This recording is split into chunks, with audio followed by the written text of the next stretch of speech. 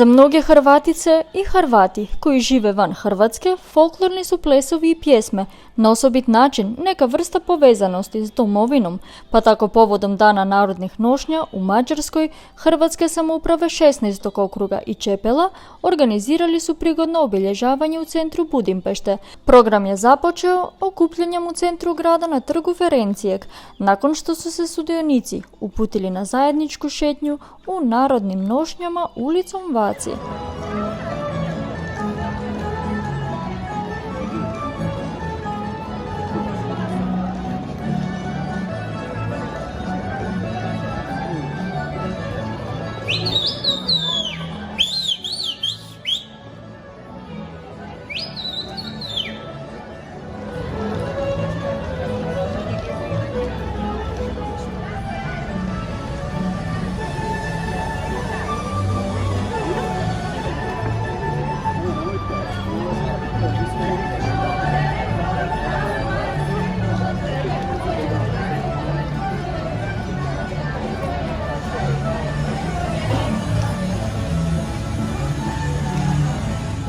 Ove samouprave 2 godine zajedno rade programe, a predsjednice su i same bile obučene u narodnim nošnjama. Očuvam Hrvatska samouprava Čepela i 16. okruga, ja mislim da zajedno organizira sad već 2 godine programe. Mislim da najveći cilj je nama i meni i mislim da i Kingi da očuvamo tradiciju i kulturne baštine. Hvala Bogu da smo imali dobre prilike za to da sa Hošigom i sa izvornom grupom zajedno smo mogli to napraviti. Kad smo mi to izmislili, ovu ideju, onda su se odmah pridružili nama i odmah su se radovali da mogu doći sa nama i ja mislim da je bilo prekrasno. Nošnje su također vrlo važan dio našega kulturnog nasljeđa. One nam pokazuju društvene i kulturne različitosti naših krajeva i neodvojivo su povezane s načinom života. Nekada se po nošnji koju netko nosi moglo saznati mnogo i o samoj osobi, iz kojeg je dijela Hrvatske, kakva je financijska situacija obitelji iz koje dolazi, ima li kakvu važniju ulogu u zajednici ili je odjevena za neku posebnu prigodu. Glazbena i plesna tradicija također su raznolike.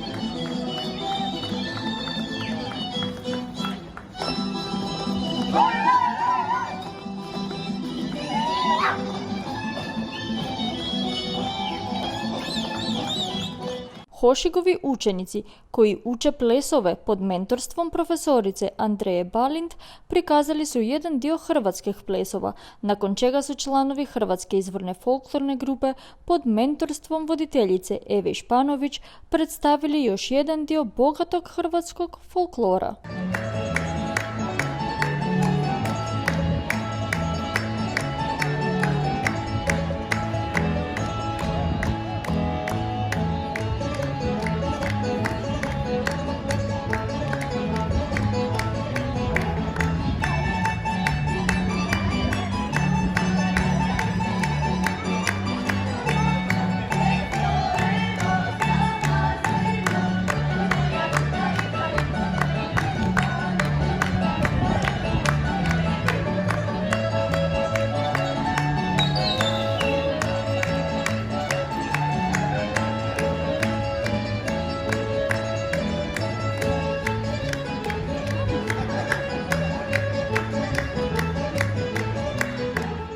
Mi smo pokušali doneti malo kulture Hrvata.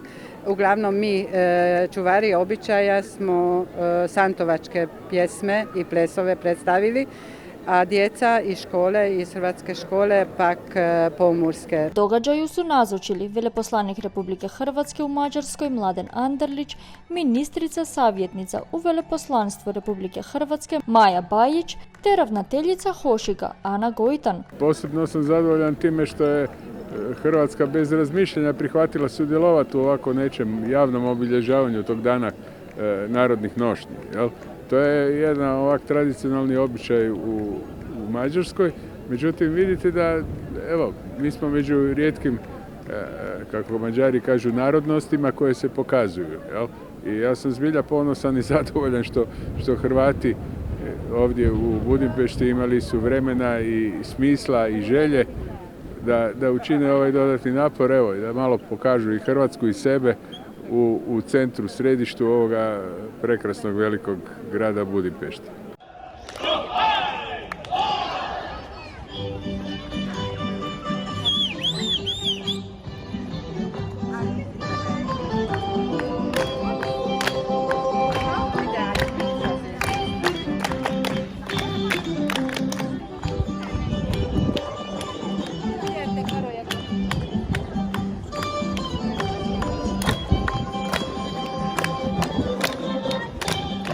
Sudionici su prikazali bunjevačke, šokačke, splitske i podravske nošnje, a koje sudite prema mladima koji sa oduševljenjem odijevaju narodnu nošnju te se bave učenjem hrvatskih plesova i pjesama, hrvatski će folklor još dugi niz godina biti sačuvan od zaborava, a hrvatska tradicija nastaviti živjeti. Oduševljeni turisti na kraju su zaplesali s našim plesačima.